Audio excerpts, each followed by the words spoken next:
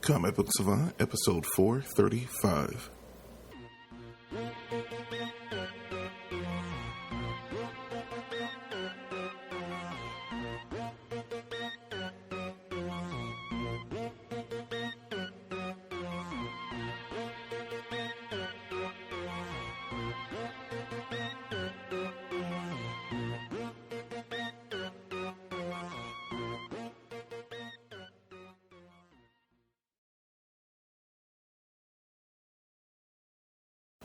Welcome back to the Comic Book Savant podcast. I'm your host, James Harris.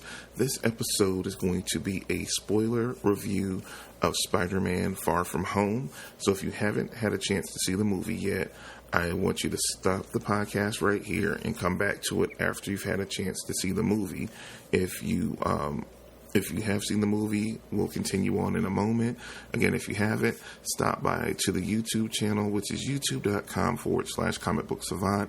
And I have a non-spoiler review if you're still on the fence about seeing the movie and want to know my general thoughts and my rating of the movie without any spoilers.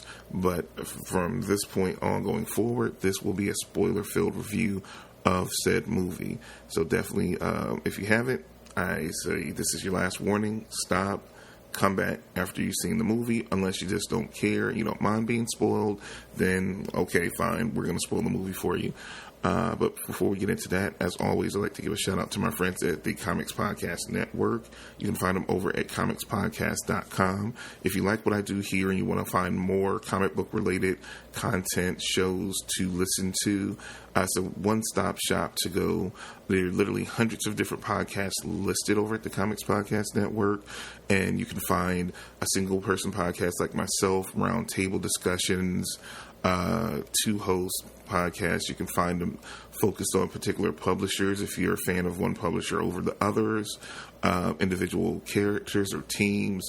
So you can find a lot of variety there within the Comics Podcast Network. And it's also a great resource if you're an up-and-coming podcaster as well, a comic book-related podcaster, and you want to help grow your audience and get your show out there. You can always go to the site, which is comicspodcast.com, and you can email the administrator and see if they can get your show added on there. I know it's helped a ton of shows, and I don't talk about that side of it as much, but definitely as more as I've been communicating with different people within the community or the Savant Society.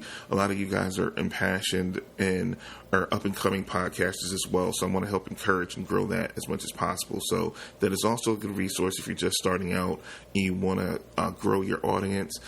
If that's a good platform to be on to get noticed to help grow your listenership. So definitely look into that as well.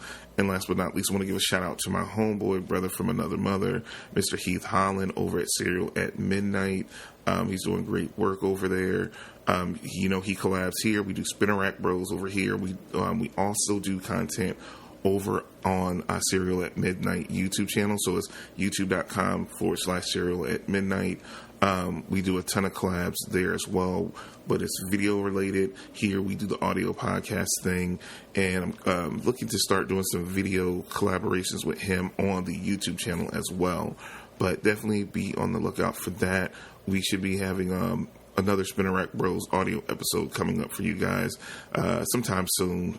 We gotta get all that together, but definitely if you want to see some of the prior collaborations we've done on YouTube, check him out at youtube.com/Serial at Midnight. You can go through the backlogs, and we've done about 5 or 6, audio podcasts, and we've done almost at this point, I think, just as many videos on his channel. So if you like the conversation we have here and want to hear it on a broader stem on video, definitely check it out. But our more long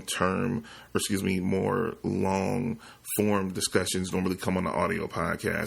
The videos are normally a little bit more, way more shorter and more concise on one particular topic, where we talk more about broader topics here. But with all that being said, let's get into the main event, which is Spider-Man Far From Home, which is directed again by John Watts, which directed Spider-Man Homecoming and did a fabulous job. This is written by Chris McKenna and Eric Summers. the breakdown as follows. Following the events of Avengers Endgame, Spider-Man must step up to take on new threats in the world that has changed forever. And we have, returning back to the cast, we have Tom Holland back as Peter Parker. We have Samuel Jackson in the movie as Nick Fury. Marissa Tomei returning as Aunt May. Jon Favreau as Happy Hogan. Jake Gyllenhaal as Quentin Beck. We have Zendaya back as Michelle or MJ. Jacob Batalon back as Ned. Trevor Rivari back as Flash Thompson. Angourie Rice back as Betty Brant, and Remy Hill as Brad Davis, and Kobe Smulders as Maria Hill is in the movie as well. I have to say this about the movie. Going into it, I get conflicted sometimes because I'm a fan, just like everybody else is, of these movies and of these characters. I grew up with them. I've read them most of my life, and in comics. So, part of me goes into each movie being as a fan, and I try to temper, my expectations as not being biased or having too many expectations, because part of me is, yes, still a fan. The other part is I try to give you guys the most honest and clean review I possibly can when I go into watching these movies. I think, going into the movie, sometimes I will watch different reviews or read different reviews that are non-spoiler just to get a gist on if the movie's good or bad, so I kind of know that temperature going in to get my head space right into the movie. And, I heard a lot of people, raved on how wonderful a movie and everything that was. And I went in, and I think I inadvertently, especially because coming off of Into the Spider-Verse and Homecoming, I've been on such a Spider-Man high because, Spider-Man is, pretty much that one character as a kid when I got into comics, especially reading Marvel comics, that was just my end all be all. I was born in the 70s, but I really grew up, my formative years growing up were in the 80s. So, I'm that kid that watched this, Spider-Man, do whatever a spider get. Like those cartoons that were reruns. And then, Spider-Man and His Amazing Friends, which was so, such a staple in my childhood, as that was one of the few until the 90s, and by that point I was kind of really like in high school, so that was one like huge foundational block for me, was Spider-Man and His Amazing Friends, and he was like that one relatable character for me as a kid that I really latched on to, especially in the Marvel universe. As time went on, I attached to, other characters and it expanded out. But as a kid, he was my entry into the Marvel universe. So I had been on such a high and hearing such good things. I think I had really high expectations going into the movie. And I have to say, as I watched the movie, I'd never quite connected with the movie the same way I did with Homecoming or Into the Spider-Verse. And I think those, not saying that this is a bad movie or a horrible movie, I just didn't have that same connection that I did with those other two movies and how they made me feel like when I watched them. And sometimes the quality of the movie doesn't have anything to do with certain things. And I've talked about this before. Like, I connected a certain way. Some people like Guardians of the Galaxy 2. Other people don't like it as much as they like the first one. Some people think Black Panther's just an okay movie. The themes in those movies, because they related to something very personal to me, which was my relationship with my father and losing my father, they resonate so strongly. So I attach to those movies in a certain way.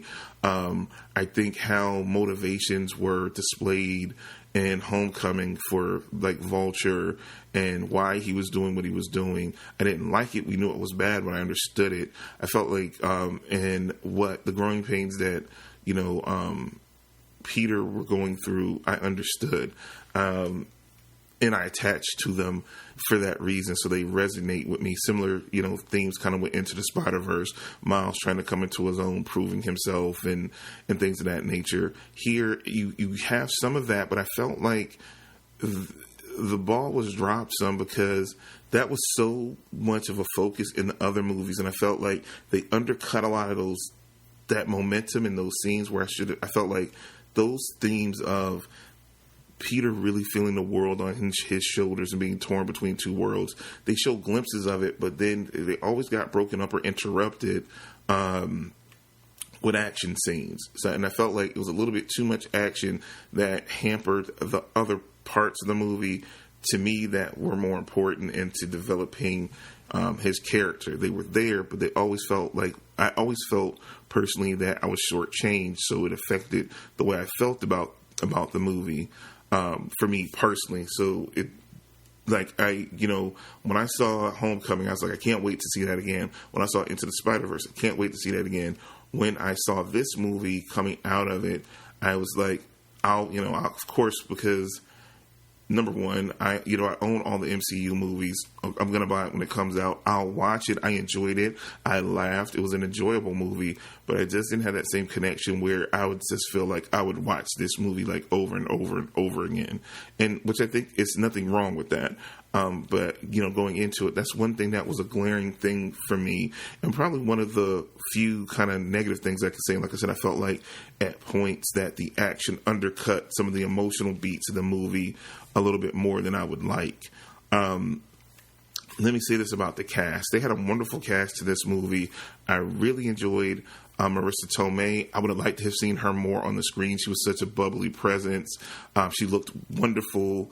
The elements of her and Happy kind of dating or doing whatever they were doing, and it being found out by Peter, were hilarious. And I would have liked a little bit more of that, because she just seemed so into the role, and it seemed like she just had a ball. And I have to say that about the whole cast. They looked like they really, really enjoyed making this movie, which was great because it conveyed on screen. And like I said, it definitely made it a pleasant, enjoyable movie.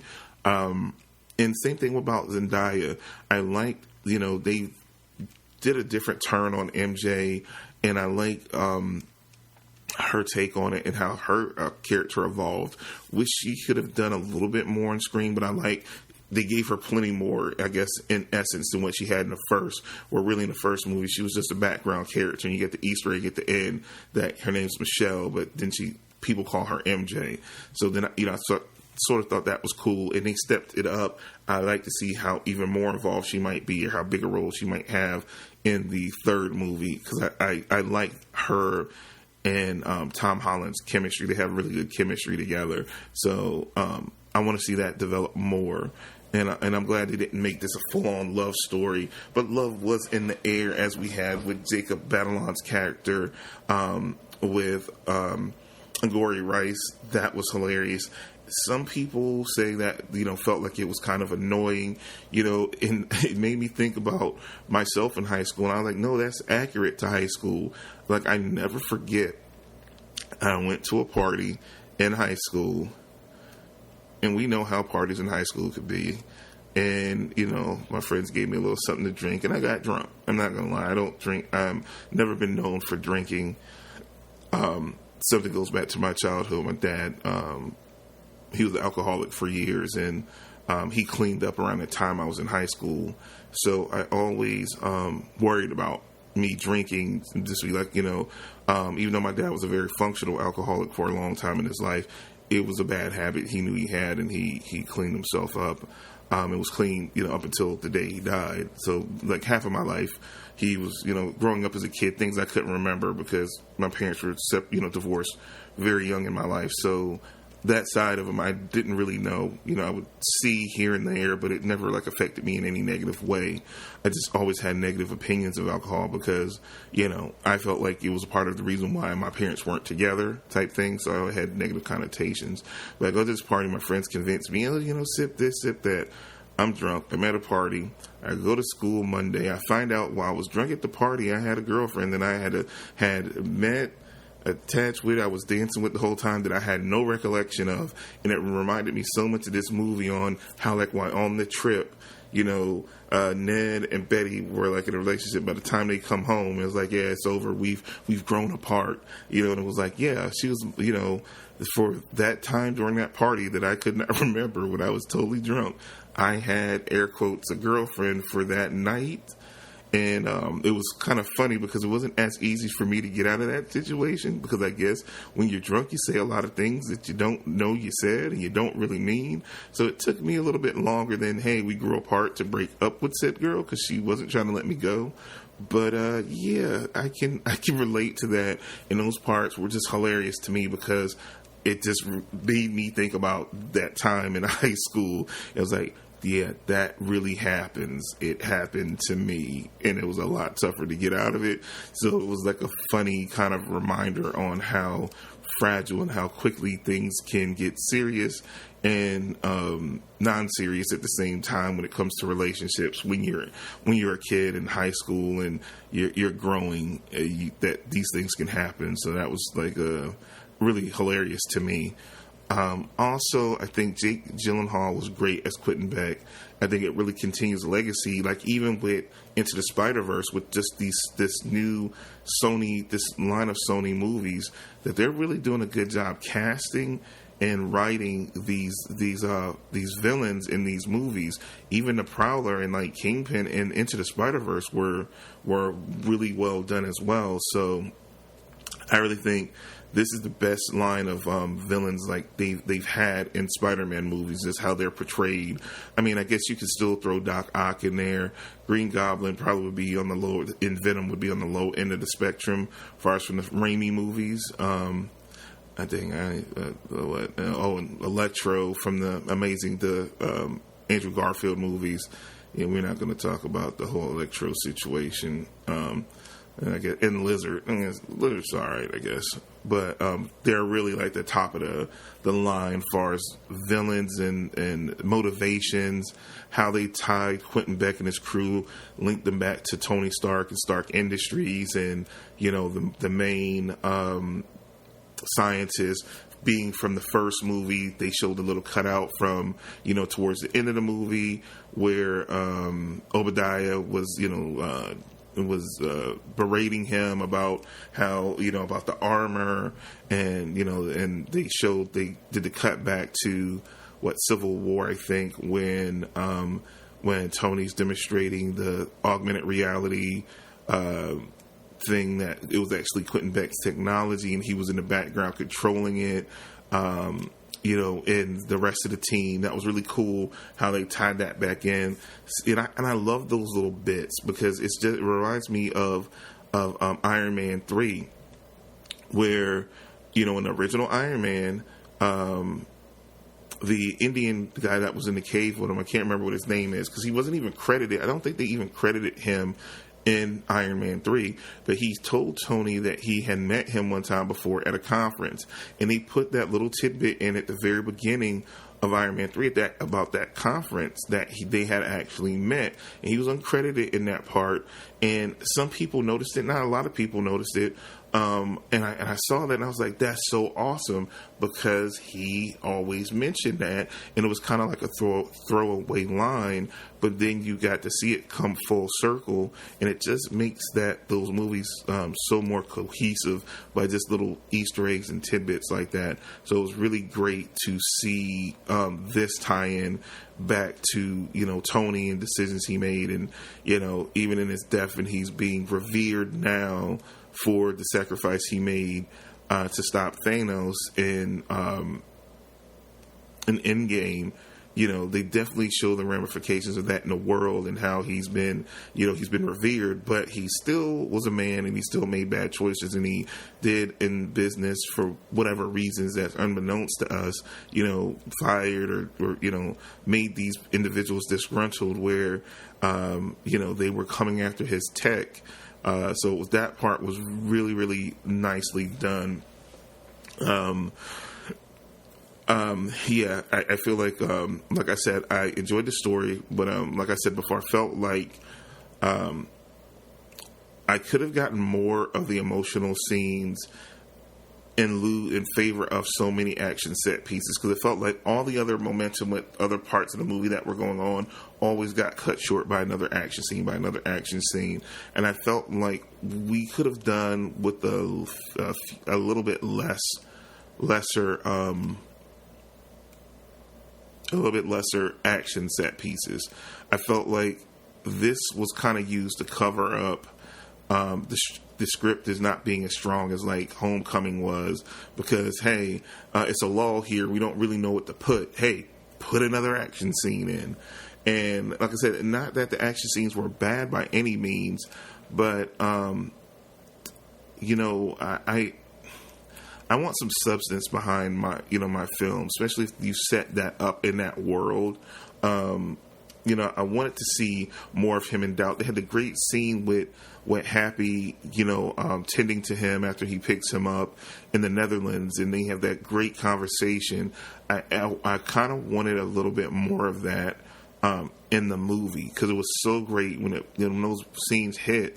They hit so hard, and that was the one that they kind of steadied on it. Where I always think about Homecoming, not to compare it, but you kind of do when it's a series of movies that are connected like this.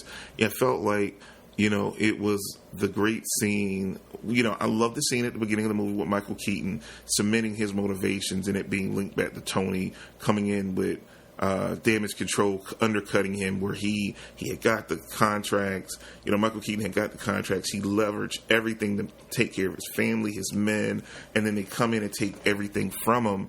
And he's desperate because he's levied everything. He will lose everything if he doesn't find some way to maintain. And he chose a villainous route. And that cements his motivations firmly.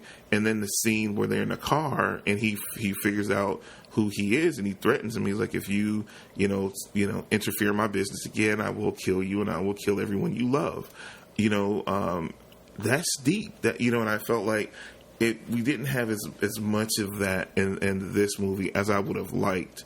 You did see at times where, he was like, I miss you, Tony. I wish you were here, and some of that. I felt like that could have been played on a little more, but he never really had as much time to breathe because it was another attack, another thing coming up that he had to tend to. So we couldn't really get how drill down on how stressed he was, and but they did a good job in still like putting the element of he was torn between the two worlds of being a hero and trying to be just a teenager, trying to grow up. So that's a tough juggling act, because this movie was asked to do a lot. So like I said, I don't begrudge the movie from it, but I felt like that could have been balanced better within the script. I feel that they could have, it could have been more equal balance. I feel like the balance shifts a little bit heavier on the side of action over character development and those emotional scenes that I feel like are inherent with Spider-Man. That the balance was like maybe 65, 35, I guess, maybe ish. A little bit to me, but that's just my outlook on it, or 45, 65, 45, whatever. I'm not a math person, but that's just my opinion. Another thing too, these are two extremely good movies, and I feel like people, we hear about Amy Pascal, we hear about, Kevin Feige. I think what's get lost in all of this is how good John Watts has done with both films, and I hope he comes back to do the third film. I just don't think he gets enough credit or gets talked about enough when it comes to talking about the success of the two films, is that he's done a great job. He brings in those like John Hughes elements with the action. He did a great job with the action. He did a great job in the action with both films, and I feel like you don't hear his name enough, and being like a name in Hollywood now. He has like 2 hit movies, that these big, movies, and these are not easy movies to, I would imagine, to direct, and the pressure, especially once you did the first movie and then you come back and then you have the pressure of, can you make it as good as the first movie? And he's I feel like it's as good as, I don't feel like it's better than, but I feel like it is as good as, the first film that he did. So, and he had done, a few things before then he did like a lot of shorts, but then he did the movie Cop Car and Clown, and then he goes to this MCU Sony conglomerate collaboration of the Spider-Man movies, and I feel like he's really done a great job, and he's carved out a niche for himself. And I think he's going to have a good career as a director. I think he cemented that, and I hope he continues to get talked about in a positive light, because I feel like he's the unsung hero of the franchise that we hear the least about. I feel the first end credits scene, to get to that part of it, I felt like was really awesome. I feel like it accented, this was another accent on a great performance by Jake Gyllenhaal.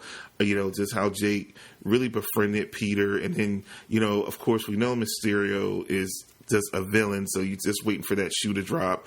And I feel like that part was predictable, because I was just waiting. So we when that shoe finally did drop and we saw him reveal himself, I think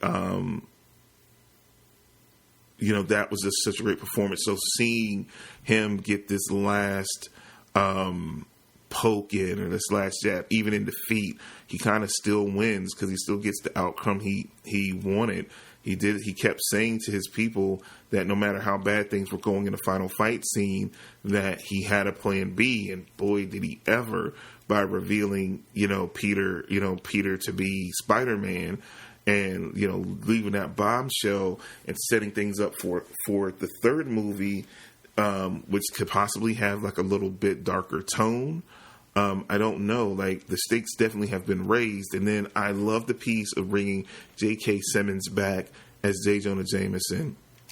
We haven't seen him since the Raimi movies. We know this is a whole different world and universe, but it's just cool because it's no one else better to pick but J.K. Simmons.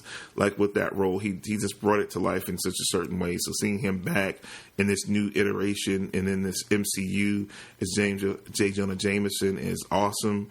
But it makes me feel like maybe the next movie might have a little bit of a darker tone, just due to the fact of the stakes are definitely raised. And what does this mean? What will come of this information being leaked out to the news and to the public as all? Like, to just play back to that whole end credit scene in Homecoming, where the Vulture's in prison and we have the Scorpion. Are those individuals even still around because of what they affectionately call the blip in this? Because of the blip, are they still around? And are they going to now come after Peter because they know exactly who he is? Now, Vulture kept that secret, but now the Scorpion would know. Now, if the Shocker is still around, Bokeem Woodbine's character, now he knows that the Tinkerer, if he's still around, all these type of individuals will know. And we still have the whole unknown of Quentin Beck's team is still out there. Quentin was the only one that, it appears he dies, but is he dead really with that tech? It's hard to tell. So, it's the game has changed, and the stakes are going to be way higher for whatever the next Spider-Man film will be, whenever we might get that movie. And the second end credit scene didn't play nearly as well for me. People's like, oh, it's so mind-blowing, it's so this, it's so that. I felt like it came off more confusing than informative to me, because definitely they're doing some kind of take or riff on Secret Invasion. I read the Secret Invasion comics. We've already established in the MCU that the Kree are like the evil alien race. They've set it up in Captain Marvel. It was already set up in Agents of S.H.I.E.L.D. Though they say those things are not connected, they really are, because they portray the Kree in the same way. They're evil. They're evil in this universe of the MCU. And now we got the Skrulls, kind of, from what we're seeing from Captain Marvel, they're good guys, and they're working alongside of humans. I guess it just was confusing. I was like, well, okay, this is going to be something, but what is it? And they just leave it really ambiguous, and it just, to me, played way more as confusing as exciting or to me. That's just my opinion of it. I know a lot of people was like, oh man, that's just so much. Yeah, it's mind blowing. It opens up a whole bunch of possibilities. It throws even more questions out there, but at the same time, like I said, I just didn't like the way it was presented. It just I just didn't like it, to be honest. I just didn't like it. I like the things that it implies, but how it was presented, I feel like, because I think about non-comic book fans, if they stayed to see that end credit scene, I think it makes safe they didn't see Captain Marvel or they didn't know about certain, elements. I think they would be totally confused by what they saw in that scene, I think. And I guess that's the aspect that I'm kind of looking at it for. But at the end of the day, it comes down to the rating. What did I rate this movie as? And though I might seem from things I said during the review and when I've talked about the movie that I had sort of negative connotations, I try to remove the personal feelings I had for the movies and just grade them on the areas that I grade movies on: acting, casting, direction, special effects, story. I try to, grade those, relatively fair on those. I gave it a rating of a 7.5 out of 10. I think this is a solid movie. I think for Spider-Man movies, I heard people literally say this was the best Spider-Man movie ever. That I don't believe. I feel like probably Into the Spider-Verse is the best Spider-Man movie ever. I'll say after that, it would be probably a Spider-Man Homecoming. Then I would say Spider-Man 2. Then I might put Spider-Man Far From Home fourth. Yeah, I would say it might be fourth in the Spider-Man movies. But it is not the best Spider-Man movie ever. I'm not even gonna let that foolishness get out in the atmosphere like that. I'm gonna call it how I see it. It is a good movie. It's an enjoyable movie. It's worth going to see at the movies for sure. It's great performances littered through the movie, from even the smallest side character to the character of the lead actors. It was fun. I laughed. I enjoyed. Again, I just can't say I loved this movie. I like it a lot. We can go steady, but I wouldn't put a ring on it or nothing. I don't think I'm going to go that far with Far From Home. I don't think we're on the same page like that. I can't do it. I can't. But that's all of my thoughts on the movie. I try to cover everything as much as possible. Again, and I don't want to talk about every scene individually throughout the movie, but I guess this is just my general thoughts of once I got home, the notes and the things in the head, the things that stuck out to me that I definitely wanted to express in this review. I definitely like to hear from you guys, in the comment section here. It'll be posted on the Comic Book Savant website, so even if you get it through an iTunes feed, or you can email me. You can always email me at comicbooksavant.com. If you, comicbooksavant@gmail.com is the actual email address. Or you can go to the website, which is comicbooksavant.com, and you see that you'll have the posting for this individual episode. You can put comments right underneath. There is a comment section, so you click on comments. You can put your thoughts and comments there.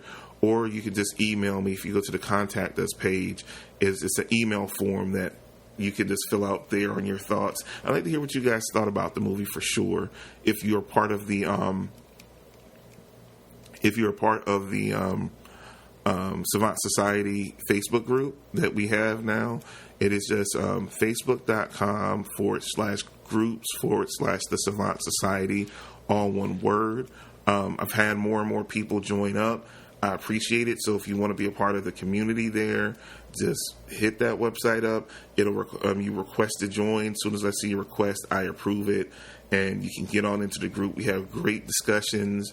We talk about books that recommend to one another. I talk about stuff that we had discussions on what things that'll be coming up on the show. So it's just for us to, as a community, to get together and chat with one another and talk about topics I've covered on the show. I communicate with you guys things that might be coming up to see if it's something you guys might be interested in or not.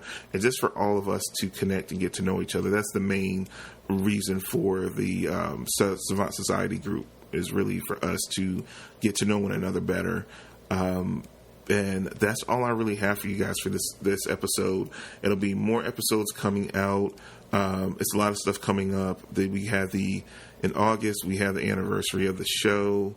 I got some stuff going on personally that I'll be talking about in upcoming episodes, that I'm going to try my best to let those things not hamper production of the show.